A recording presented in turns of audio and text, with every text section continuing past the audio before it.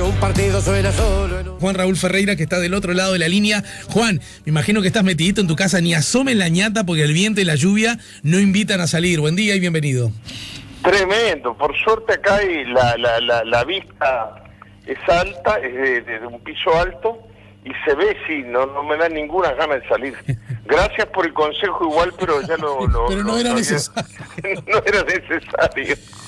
Juan querido, nosotros a propósito de estos temas, a lo largo de tantos años, aquí en La Mañana en Camino, en este que también es tu micrófono, hemos hablado muchas veces. Sin embargo, este cúmulo de nuevas informaciones a propósito de las actas, Tribunal de Honor, Gilberto Vázquez, y los distintos análisis que sobre estos asuntos se hacen, análisis académicos, análisis políticos, análisis históricos. Yo quería un poco preguntarte, ¿cómo la veías tú? Porque además vos fuiste, directa o indirectamente, como militante político, militante del Partido Nacional, un hombre que vivió muy de cerca todos estos acontecimientos cuando el Uruguay debatió acerca de justicia, impunidad, ¿verdad? Justicia, estabilidad democrática, recuperación democrática, democracia tutelada, todo aquello, ¿verdad? Y muchas de las cosas que están ocurriendo hoy, algunos esgrimen que ocurren porque de alguna manera hubo compromisos anteriores y hay otros que entienden que si hubo compromisos es momento de deshacerlos y otros entienden que ni siquiera hubo compromisos y lo que hubo fue una voluntad muy cercana a la impunidad. A ver, lecturas de todo tipo. Quiero conocer, de verdad, Juan, quiero conocer la tuya.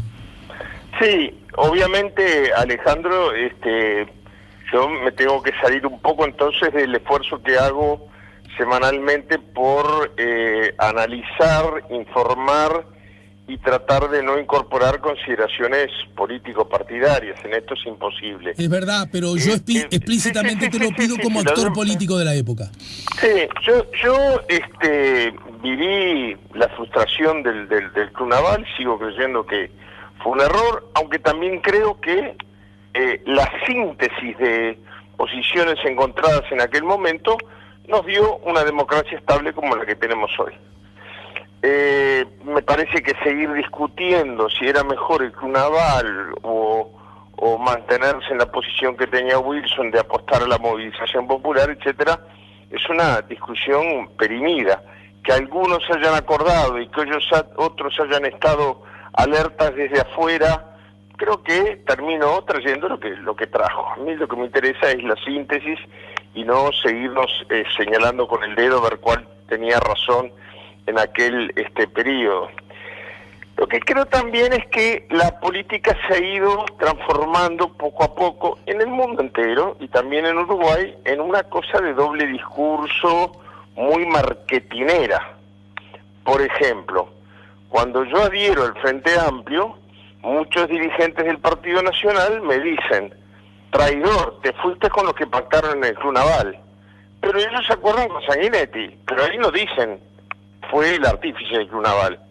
Es decir, podés estar en una posición intransigente, yo no la comparto, pero si querés una posición intransigente que diga nada con los del Club Naval, pero entonces tú también haces lo mismo. Uh-huh. Veo ese doble discurso presente en todo esto. Por ejemplo, cada vez que se insistía en alguna investigación, quienes hoy ponen el grito en el cielo acusando al Frente Amplio de haber ocultado información, nos decían que vivíamos con los ojos en la nuca. Fue una de las tantas razones, o de un montón de razones, quizás una de las más importantes, que me fue alejando del Partido Nacional. Es decir, la investigación que trajo a luz la aparición de los restos de Julio Castro fue criticada por el Partido Nacional y por el Partido Colorado. Y ahora dicen que se ocultó información para que no se supiera la verdad. Y son los dueños de la verdad absoluta, pero estaban en contra de excavar en los cuarteles, estaban en contra de seguir adelante con las investigaciones. A ver, se dice que la doctora Susana Berruti ocultó información, pero yo la última vez que tuve que ir por el tema de verdad y justicia al Parlamento, fui a declarar sobre los archivos de Berruti.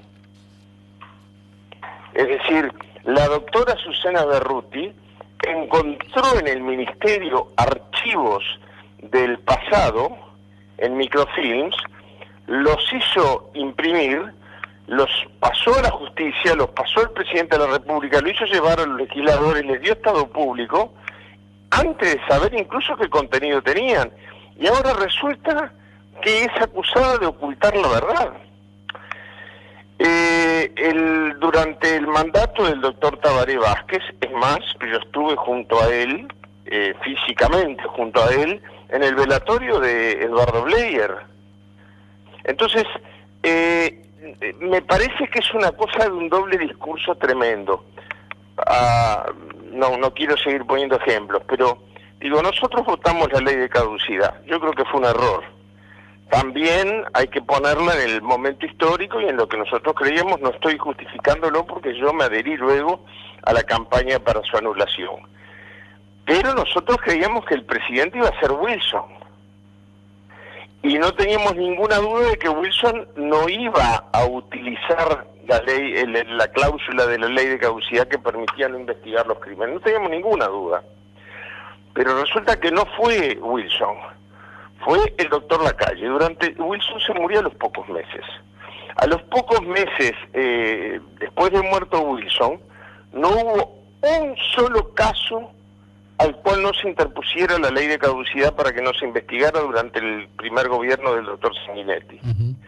Durante el gobierno del doctor Lacalle no hubo ni siquiera un pedido porque ningún familiar creía que existiera la hipótesis más remota de que el doctor Lacalle pudiera no interponer los recursos de la ley de caducidad. Hubo que esperar a que viniera por primera vez, el Frente Amplio, para que empezara a no aplicarse la ley de caducidad, que era una facultad del Poder Ejecutivo, y de hecho, los primeros presos fueron durante el gobierno de Tabaré Vázquez. Sí. Y fueron con la ley de caducidad aún vigente. Sí.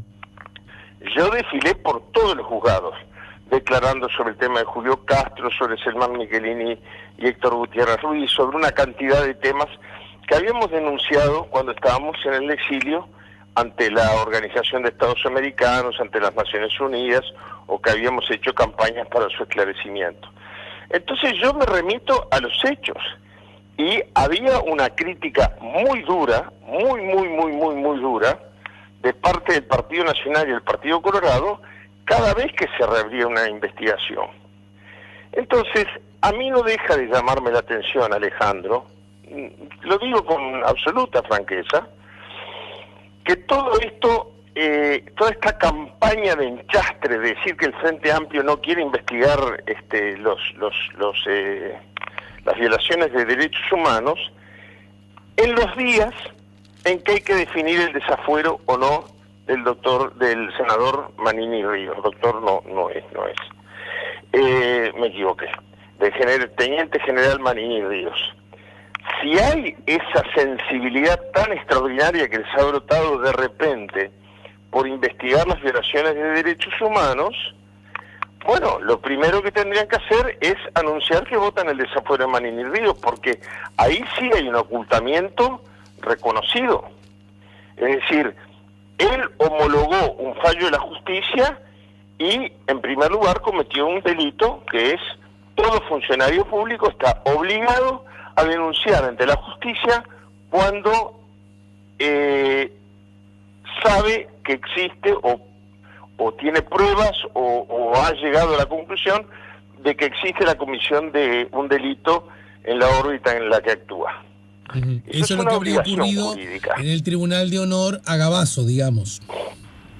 Claro, porque el Tribunal de Honor de Gabazo y de este coronel Vázquez los condena por hechos que considera irrelevante: asesinar, torturar, tirar cadáveres en el río, matar gente diciendo que no es asesinato sino ajusticiamiento, es decir, pena de muerte en Uruguay y sin un país que votó en contra del aumento de las penas en el último referéndum. Bueno, ni siquiera se llegó a la firma necesaria. Bueno, pena de muerte, pero además sin juicio. ¿no? Bueno, eso lo reconocen los que estaban siendo sometidos al Tribunal de Honor. Pero la condena del Tribunal de Honor es, en un caso, por el ridículo de haberse puesto una peluca para escaparse, y por el hecho, en el caso de Vázquez, de no haber mantenido su palabra ante los mandos militares de no fugarse hasta que terminara una investigación, compromiso que se había asumido con el gobierno de la época. En el caso de Gavazo, la condena del Tribunal de Honor es por no haber dado a conocer algunos hechos con anterioridad, lo que le valió 2 años de prisión a un camarada de armas por hechos que eran de su responsabilidad. Pero el Tribunal de Honor no considera una lesión al honor del ejército que hayan confesado muertes, torturas, apremios físicos, de todo tipo, es decir, todo lo que se ha venido denunciando y que institucionalmente se negaba. Entonces, creer que los gobiernos de la época tuvieron conocimiento del contenido de las actas, eso de que un presidente para homologar un fallo de un Tribunal de Honor tiene que leer las declaraciones de todos los testigos, no es creíble. En todo caso, si fuera cierto, se puede considerar un error, pero no una omisión. Pero yo me pregunto, en algún ministerio, en el Ministerio de Economía, en el Ministerio de Obras Públicas, en el Ministerio de Vivienda, cada vez que se firma una resolución, un decreto, o se lleva al Consejo de Ministros un decreto, el ministro lee las 2000 fojas de un expediente. No, para eso están los asesores. Y en materia de seguridad, de defensa, los asesores son los comandantes en jefe, los mandos intermedios, etcétera. Y claro, es muy difícil pensar, yo me pongo en el lugar, siempre hay que ponerse, me acuerdo que cuando empezamos las conversaciones, después de iniciar el proceso democrático con los militares, a Diego Echar y a mí, mi padre nos decía, no traten de saber si tienen razón ustedes o no, sino de ponerse en los zapatos del otro y pensar cómo hubieran actuado si hubieran sido el otro, ¿no? Entonces yo digo, yo me pongo en los zapatos, si llega un fallo de un Tribunal de Honor y dice, se le halla culpable de haberse puesto una peluca, yo tengo que suponer que en las declaraciones aparece el reconocimiento de crímenes horrendos, de torturas y vejámenes espantosos y que ni siquiera figuran en el fallo del Tribunal de Honor. Naturalmente yo me remito como presidente a la causa del Tribunal de Honor y a la resultancia del Tribunal de Honor. Los que sí ocultaron son los que integraban el Tribunal de Honor o lo homologaron para someterlo al Poder Ejecutivo.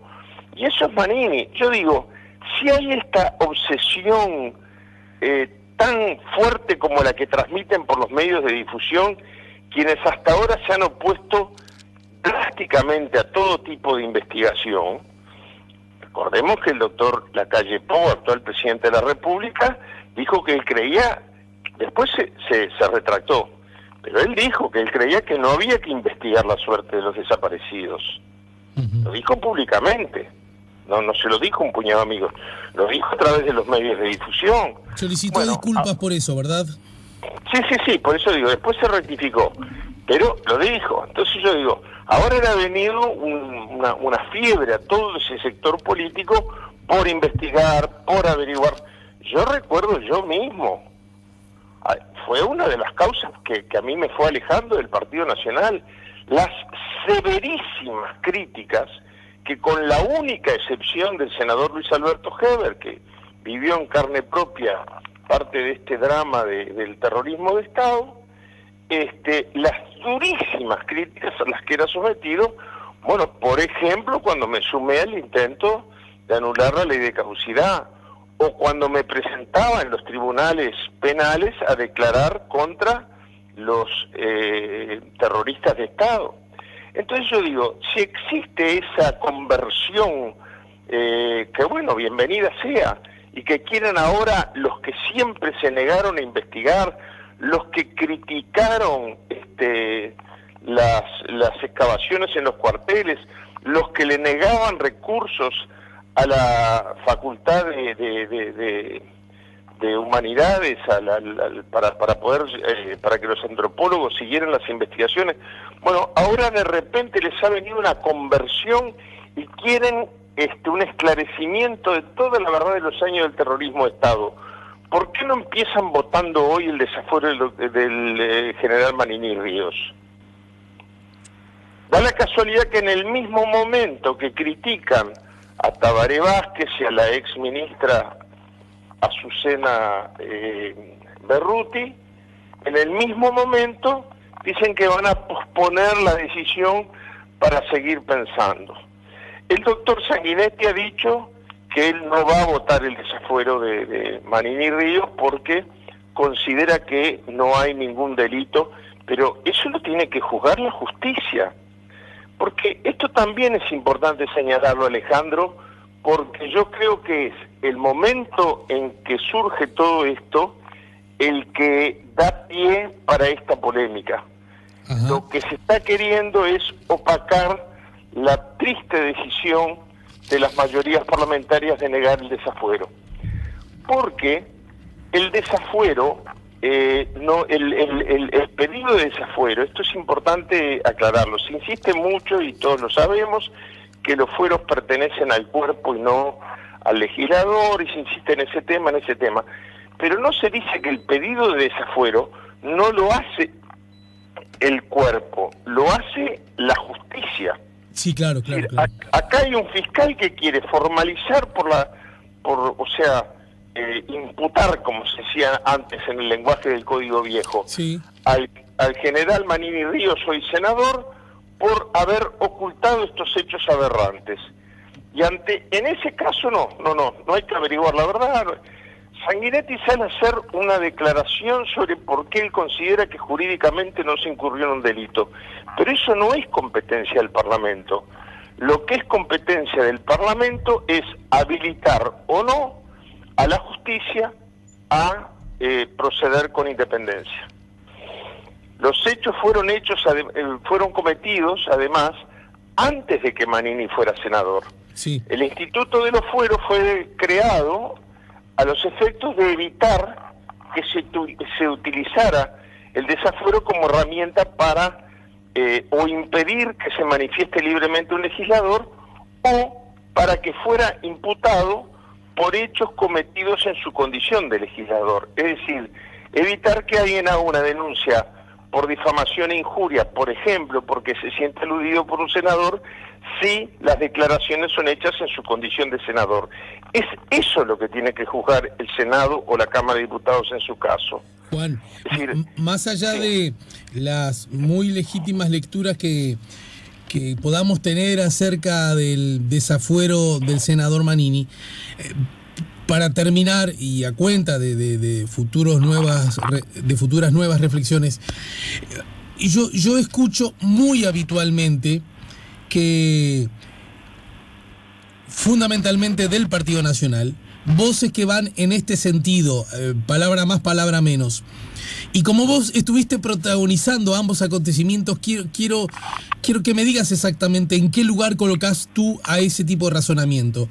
Algo así como que la impunidad que se instaló en Uruguay, de alguna manera que se consagra a través de la ley de la caducidad votada por blancos y buena parte del Partido Nacional y buena parte del Partido Colorado, incluso tú mismo, como acabas de decir, ¿sí? Es, en realidad, esa ley es hija y era necesaria por el pacto del Club Naval, pacto que también acabas de decir, vos sos desde el punto de vista histórico muy crítico para con ese pacto. La pregunta es, ¿cuál es el asidero de decir, ahora todavía seguimos con grandes retrasos en cuanto a verdad y justicia en nuestro país, por obra del pacto del Club Naval. Que esa es una línea de razonamiento que muchos voceros del Partido Nacional sostienen. Me gustaría, que fuiste protagonista de ambas cosas, votar la ley de caducidad y la mirada crítica al pacto del Club Naval, ¿qué lectura haces de ese razonamiento en particular? Bueno, sea correcto el razonamiento o no, era fruto de un tiempo político que ya pasó. Ajá. Yo recuerdo que Wilson, que fue una figura clave en un desenlace que a él le dolió mucho, yo desde la muerte de Selmar y el Toba no recuerdo haberlo visto llorar como cuando salimos del Palacio Legislativo la noche que se votó la ley de caducidad. Entonces, él también dijo, porque para recordar, vamos a recordar todo, él también dijo, si alguien me demuestra que es posible llevar preso a un solo responsable de los derechos humanos, no voto la ley. Él también dijo, el doctor Sanguinetti me mintió, me dijo que había una crisis institucional si no se votaba la ley, y al otro día de votada dijo que nunca hubo riesgo institucional.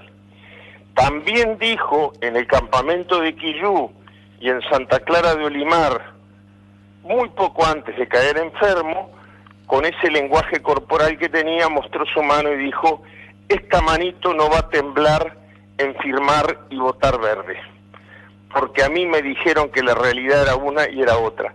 Es decir, la lógica de los hechos que se esgrimió en aquel momento, evidentemente, 30 años después no tiene vigencia. Entonces, no tiene a ver si logro ir al centro de tu razonamiento. Tú dices que aún los que entienden en el acierto o en el error que la política de impunidad que se instaló en nuestro país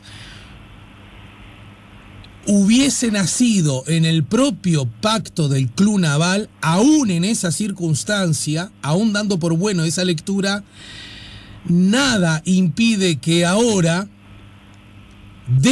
muchas décadas después, podamos abrazar, ahora sí, todos juntos y en plena de igualdad, si es que de verdad lo queremos, los principios de verdad y justicia. Exactamente. Y para terminar, Alejandro, agrego, ante la acusación a algunas personas cuyo honor yo creo que no se puede poner en duda, como la ministra Berruti y como el doctor Tabaré Vázquez, de que están ocultando ahora, en este tiempo de hoy, información para que no haya verdad y justicia, digo, la doctora Berruti dio a conocer el archivo más importante sobre crímenes de lesa humanidad y terrorismo de Estado que se ha hecho público en este país desde que sucedieron los hechos. Y el doctor Tabaré Vázquez, uno de los documentos ocultos, incluye una amenaza de muerte contra el doctor Tabaré Vázquez. ¿Alguien puede pensar en su sano juicio que él iba a ocultar un documento que ponía en riesgo su propia vida? Juan, si te parece la dejamos por acá y la seguimos la semana próxima, ¿sí? Cómo no, muchas gracias, Alejandro. Un abrazo grande y hasta el miércoles que viene. Ya volvemos con La Mañana en Camino.